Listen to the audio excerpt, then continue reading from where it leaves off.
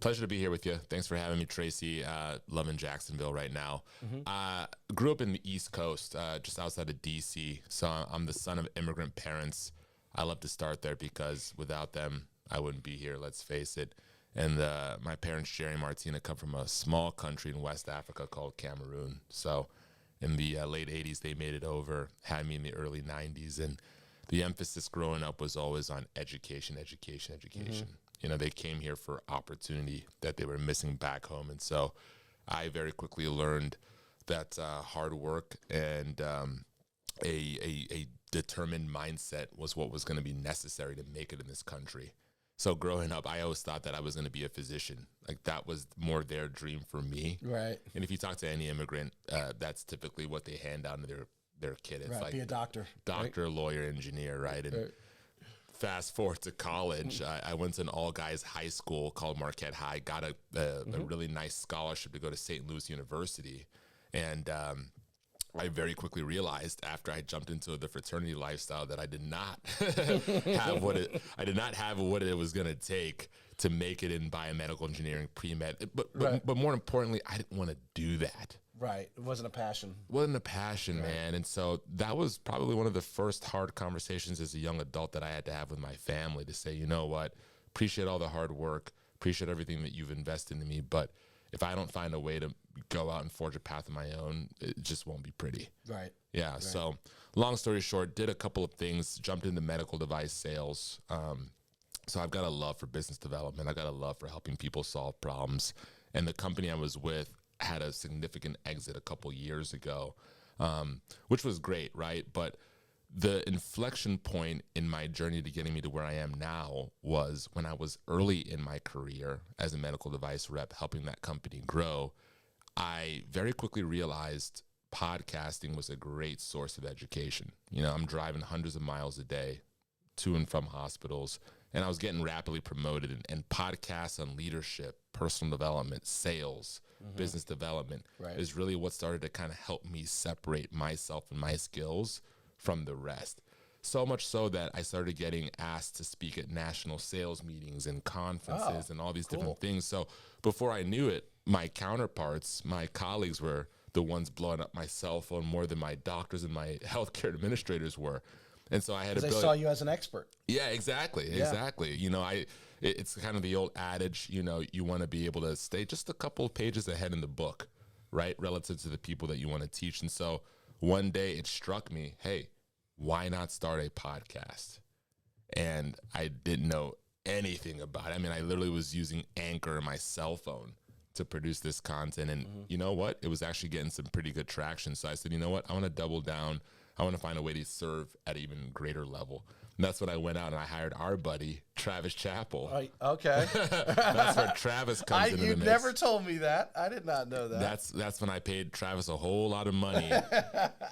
You know, shout out to Travis Chappell to learn how to do this more professionally. And that's really what I guess you could say initiated me in this space. I'll pause there. That's quite a bit. Okay.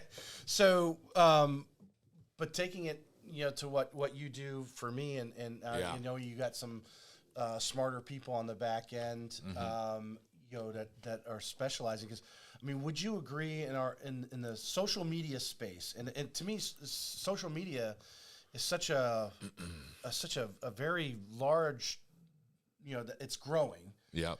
Because there are so many platforms out there, and there are many that I can't even name. Obviously, most people, you know, they know of Facebook, they know of Instagram.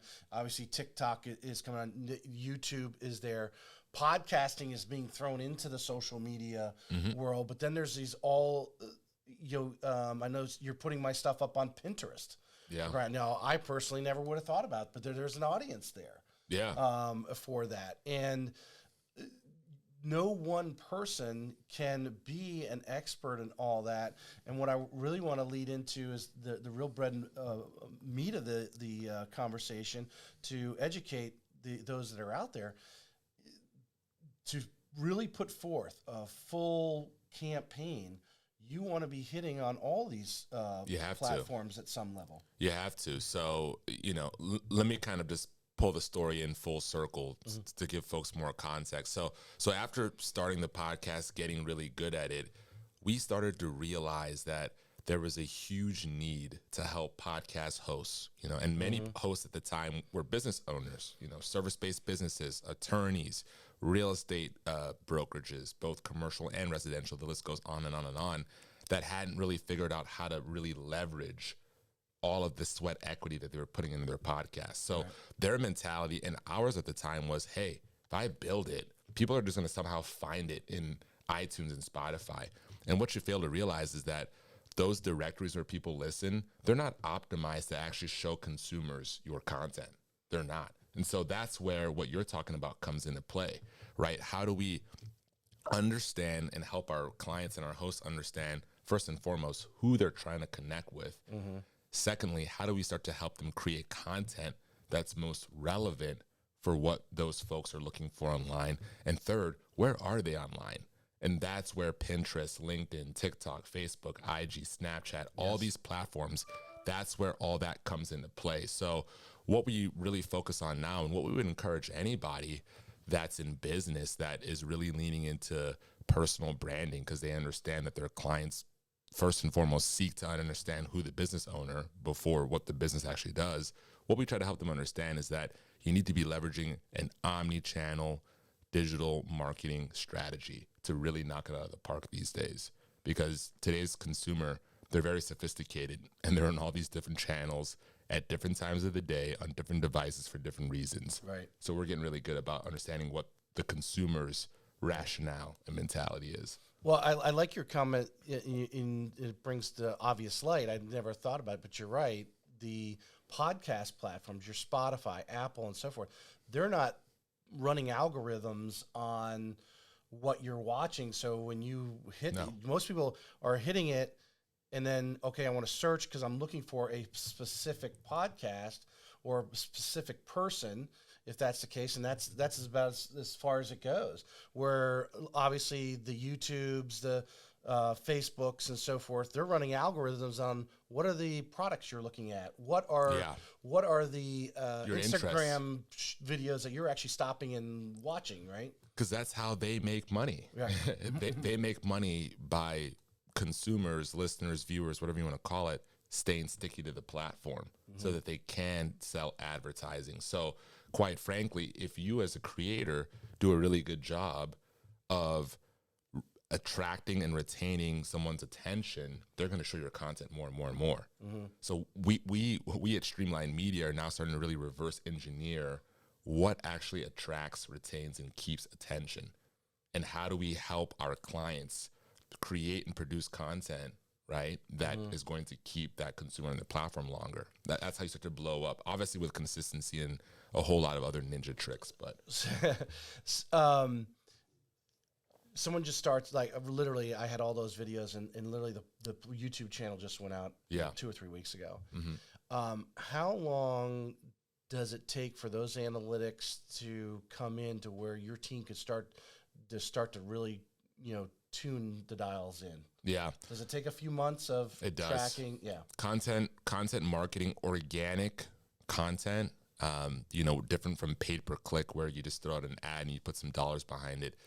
It can take up to 18 months, if I'm being completely honest with you. To get narrowed down, this is your audience, this is who's clicking on your stuff. Correct. It is a long tail strategy. And it's certainly not for the faint of heart. But what I will say is, if you are a marketer or a company that has traditionally led with pay per click or some sort of ad campaign first, this way of doing things can actually help you drive better results on the back end, because what we're essentially able to help you do is we help you put this content out across every major channel. And from an organic perspective, we can actually see what pieces of creative are performing well. The ones that are performing well are what you might want to put ad dollars behind, because target market's already told you, hey, listen, this is something we want to hear more about. So it can actually inform where you need to take your content strategy and where your dollars might be best spent, long-term speaking. Can you, this just came to my head in the question, because I know, with like Facebook, you can upload a list of names and whatever, and you put an ad out and it'll go to those people. Can you create through all these platforms, as you build these analytics, who's clicking on your material. So when you then go back to Facebook or those places where you want to actually place the ad, it's actually even more strategic. You're actually able, because you are able to narrow down who is actually a fan. Yeah. So what you're asking me is can you get a clear understanding of who the right avatar is to then show the ad to? 100%. 100%. Social media is meant to be social. You know, I tell especially our real estate friends, hey, listen, the best thing you can do in social is to show up as your most authentic self, because when you do that and you start to engage and you actually start to, you know, put a name with a face, because you can see in comments with these reels and some of these different assets that we help you create, who is commenting, what that person does for work, what their occupation is, age, all these different psycho demographics. 100%. We now can retroactively put together a character that will then give us better data, better information to run your ad strategies against, versus throwing a bunch of shit at the wall to try to figure out what's going to work. People spend hundreds of thousands of dollars, if not millions of dollars, depending on how big your budget is, doing it that way. And I'm telling you, man, consumers are more and more getting smarter, right? So just throwing up random ads that sound like everybody else's is maybe going to get you some hits in the beginning, but in tightening economies like what we're seeing now, you know, those folks tend to fall by the wayside. So one of the things that whenever I do something, I like to think of what other collateral benefits are. Sure. I do, this show bringing on top real estate agents that I've never met before. I give them a value by, putting them out, help them create content, build relationships. Obviously, the collateral benefit for me is now I'm entering into their circles, because when I put their name out, their circles on Facebook or Instagram are seeing them, and you're doing all those mentioning. So when you to go back to the ad campaign alongside creating content, the content strategy is something you're doing consistently, and it takes time. As any social media, you're putting forth, but then your ads are just getting better and better and better, because you're narrowing down that audience. Yeah, you're narrowing down the audience, and you're becoming an authority with that audience. That's a big thing. I think Travis Chappell talks a lot about this. Yes. You need to be an authority. You need to be a thought leader, so that, especially in these hyper-saturated markets like mortgages and real estate, where it's such a red ocean. Just because it's a red ocean, I mean, there's not opportunity. There's 100% opportunity, but how do you move up to the top of the list in your prospect's mind as the go-to person? Right.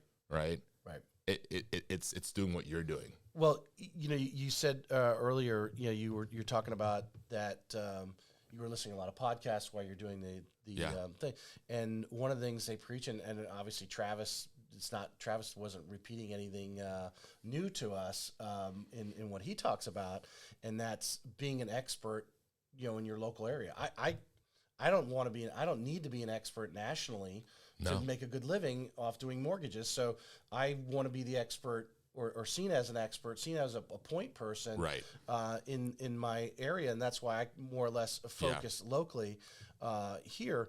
But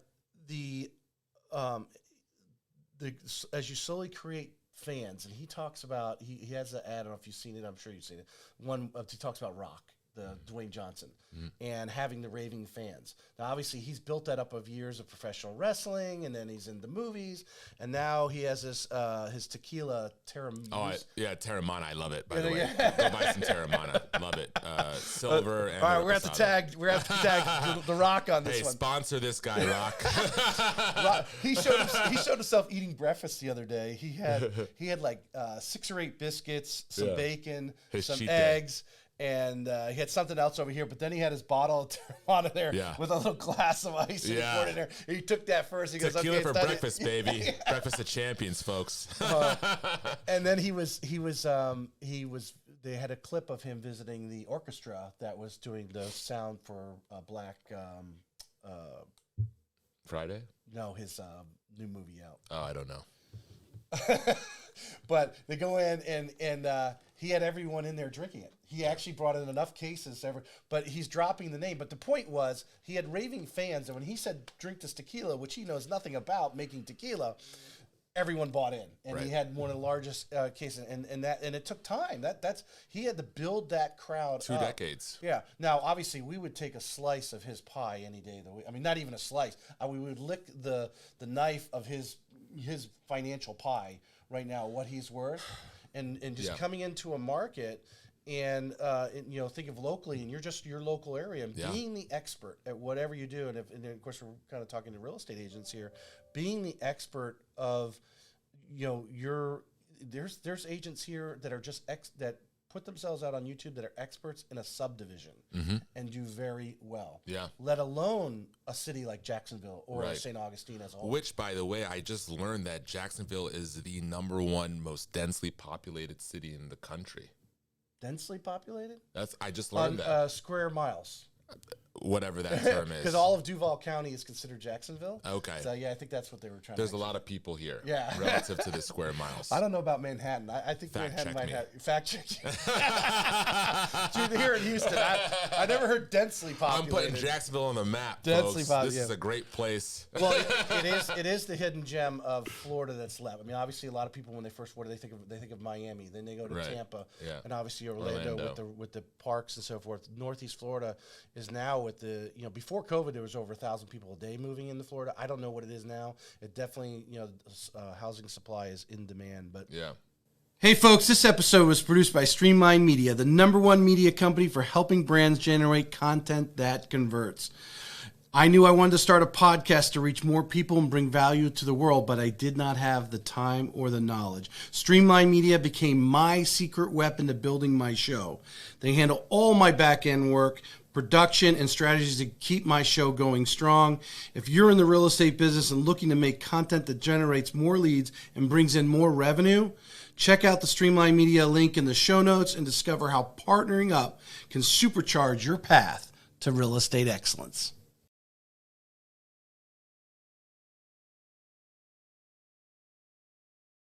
Picking that niche.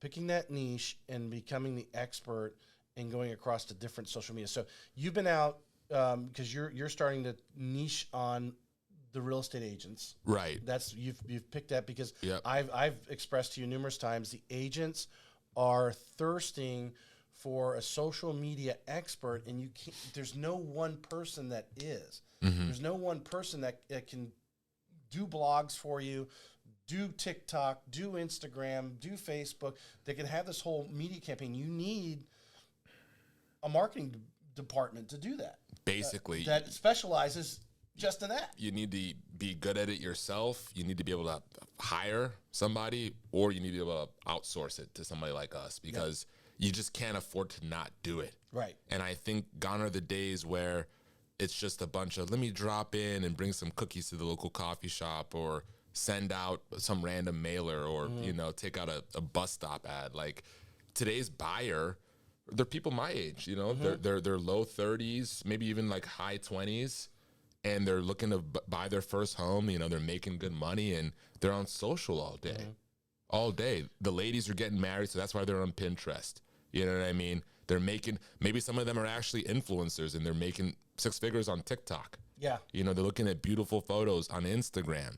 The guys are reading LinkedIn articles, trying to figure out how to make it up the corporate ladder. That's why they're on LinkedIn. You need long-form content for LinkedIn, and the list goes on and on and on. So how do we hit them in all these different places? So long-form content on LinkedIn, to expand on that a little bit. I never thought about LinkedIn loves long-form articles, 1,900 to so not necessarily video, but actually articles. Articles with keywords.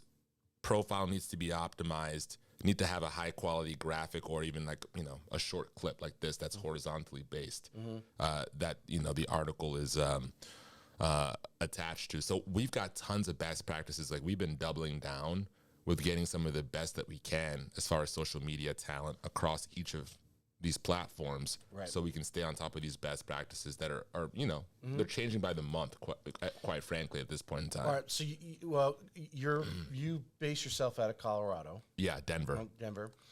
And so you're working with agents over there. I know you're in with some larger firms.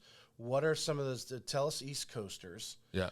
What are some of your most successful social media campaigns? What are these these real estate agents wanting out of it? Or maybe I would imagine you're probably actually showing them stuff that they didn't even realize they could even do, because everything's so cutting edge. Yeah. Well, when it comes to campaigns, it really comes down to who that specific agent or what that specific team, like who they're trying to serve and what's most relevant in that target market. So take, for instance, Hans and Kristen Struzina. Like, they just put $6.5 million in escrow from one YouTube video.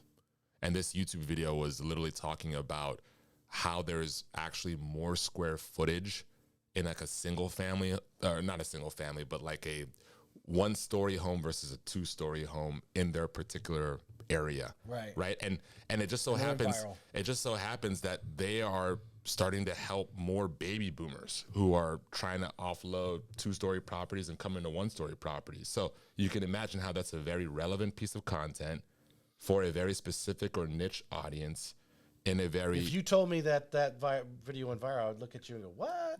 Yeah. But for something, they had the right terms in there. They had your team's expertise in putting that together and publishing it out on Facebook, and it goes viral on them. $6.5 million in escrow because they're literally selling a house for a baby boomer and they're buying another one with them. Mm-hmm. And they were getting ready to interview agents, and they came across a YouTube video, showed up at an open house, said, "Oh wow, you're just the way you are online," because we've coached them up and they want the business. Well, the builders openly and for years have said most of these buyers have already looked at the floor plans they offer numerous times before they even enter the model. They already know that. Mm-hmm. So the reality of someone searching it, especially when people like Northeast Florida, there's some people moving internally. Mm-hmm. I think that happens everywhere. But we have an influx of people moving from all over the country, California to New York and everything in between. Yeah, coming here. They are doing we're on our phones. We're on whether YouTube, all these platforms. You don't know what platform they're on. You don't. You can get. I think they have their statistics. Obviously, they have enough statistical data to say, "Oh, this age group is likely on that platform." Yeah. But not for sure. But so to have a campaign across all platforms, can you give us some? Because I imagine someone like myself, like we're talking about doing Tumblr. Blog, and there was another blog, I think Medium. You're doing. I haven't even looked at what's going on there yet, and he started doing those things for me. But some of the client experiences, some that these agents are getting from areas that they've never reached for, but because they're working with you and you have the team to expand them across platforms they never even thought about being, and how it's starting to change how they do business. Yeah, I think for a lot of the agents that we're starting to kind of come across, they've actually never really had to think too hard about a consistent, repeatable, and predictable strategy to try to attract the type of client that they want. Mm-hmm. i.e., they've been very comfortable with whatever referral comes their way. You know what I mean? And so I think that's where some of the opportunity costs, I'll put that in air quotes, comes in their mind when we say, hey, listen, we actually need to hyper-focus on a specific person, because they've just been used to kind of getting random business in spurts. Yeah. And I think with where the market is today and buyers kind of, tightening up a little bit, things are puckering up.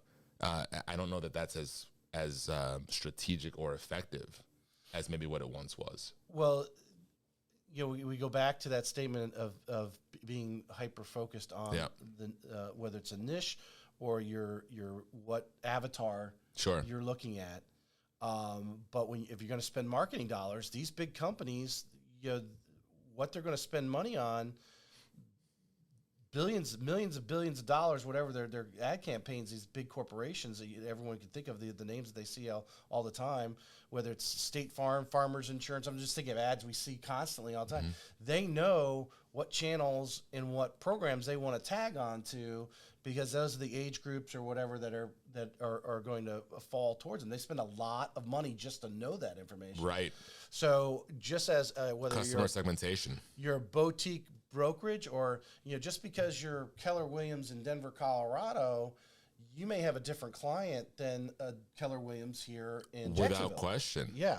So to start creating your content, having Streamline Media come in and really, over time, because it takes time to build up those statistics, I hope there's no real estate agent that says, hey, I want to be a real estate agent today, and figures in 6 months they're going to cash out and leave. You're thinking long term. I can't help you if that's your mindset. Yeah, I mean, you got to be thinking, what am I going to be doing 20 years from now? Do I want to, do I want to be able to sit in my chair and the phone ring, hopefully, right? Yep. And not have to do too much because you put all the work up front. And to really take, like I said, maybe it takes 18 months to really narrow down the analytics, and then you start really turning the screws down. Because once you understand who it is you serve better than anybody else, the market will command that you grow. Those people know people that know people that know people. And so if you can hunker down and you believe in your ability to help people buy and sell homes, you want to be the best in your local market. You want to be looked at as a literally an expert that's a quote unquote local economist for their MSA, and you're willing to take the long path. I call it going slow to go fast. Come talk to us. We can help you. Yeah. But if you're trying to fly by and not, hey, listen, you're going to blow a lot of money. This market's probably going to wipe you out anyways. Yeah. I mean, well, the reality is you're going to blow a lot of money, as a lot of small business owners do. Yeah. Because they don't know what's going to work, right? Yeah. We can blanket an entire zip code with flyers or whatever, and hope that something comes in. But social media, I mean, you get some equipment. I mean, you don't have to spend as much money as I have. There's others who spend a lot more money. You can plug a microphone into a computer and start a podcast. I think you got the podcast in a box. Yeah, Podbox. Podbox. Yeah. But what are all the clients that you're starting seeing the real estate? Are they all starting podcasts, or what are other ways that they're feeding you content for you to actually then spread? It's a great question. You don't have to start a podcast. You can actually go on podcasts. We've got a very large network. One of our best buddies here in town, shout out to Podmatch, Alex Sanfilippo. He runs pretty much a podcast host, podcast guest dating service where we can get you who is listening onto the sorts of podcasts that your ideal buyers and sellers are listening to. What you can now do with us is, after you go on several of these shows, we work with those hosts to get all that content, and then we will repurpose the content completely branded to you with the right call to actions, the right titles, headlines, banners, all the things that are your brand assets that will drive folks back to you. So that's one way to do it. Another way to do it, and I'm working with more brokerages like this that have the space in their office that have like a green screen, is agents can go in, we'll pair you with one of our producers who will do all of your content research. Doesn't need to be a podcast, but once a month, couple times a month max, you take a half a day, if that even, maybe a couple of hours, and you just bang out content, where again, you are positioning yourself as a local expert. I tell folks, let's say you had a couple people coming down from the East Coast that are looking to buy a home in Jacksonville, and you meet them at a Starbucks.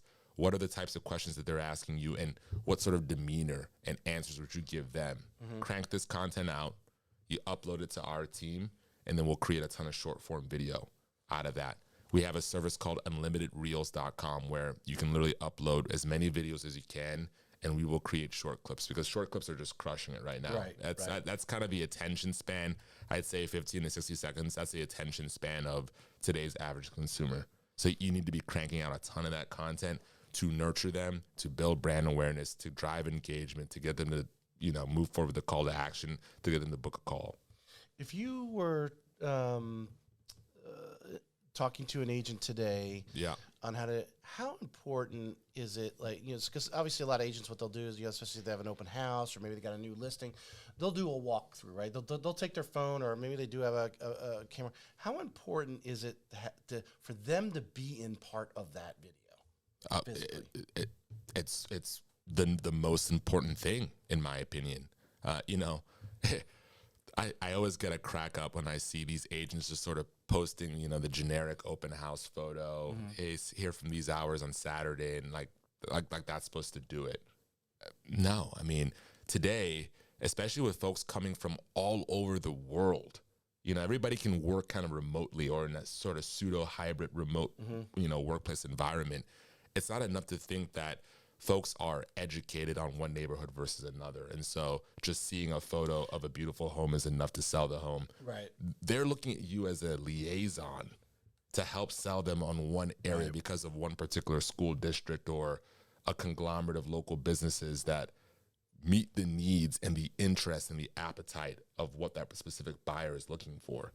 Well, right. The social interaction and kind of where I was leading towards, a term you used earlier, was being authentic. Yeah. And they want to see you smile.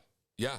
So you don't need to be in the entire video if you're walking through a house, but to start off at the front door with a little, selfie and say, hey, I'm here at 123 Main Street. Come on in and see me. To see your face, see you smile, because that's what you look like today. We see photos. We don't know how old those photos are. Sure. Someone actually goes that far of actually, but when they actually see you smile, the brain doesn't know whether you're on video or you're face to face. It doesn't differentiate, and they look you in the eyes, even though you're looking into a camera, you're looking into their eyes and smiling and bonding.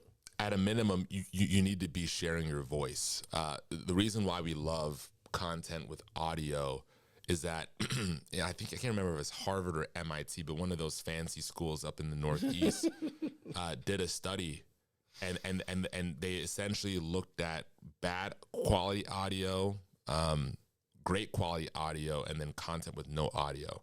And basically the content with great quality audio, for whatever reason, lit up some receptor in our brain. They did like a functional MRI study that was highly linked with trust in the mind of that listener. When the audio comes in clear. And that's why they say podcasters, audio is a big part of our show. You want to have good audio. Yeah, exactly. And I don't want to get into all that research because I'm not really qualified to speak to it at any intelligent manner. But the beautiful thing about a podcast is, Tracy and I are here in his office having a conversation, but you who is listening, it's literally like we're in your ear. It's a very intimate way to connect with someone. The voice is powerful, right? And it's not scripted. You could tell we're just having a conversation. Exactly. And we're saying a bunch of words, but I'm willing to bet. Ask yourself, do I like this guy as I'm talking? Do you sound honest and authentic and you know what you're talking about? Exactly. Yeah. And so that's the power of this medium, just from a common sense perspective. And so when you ask me that question,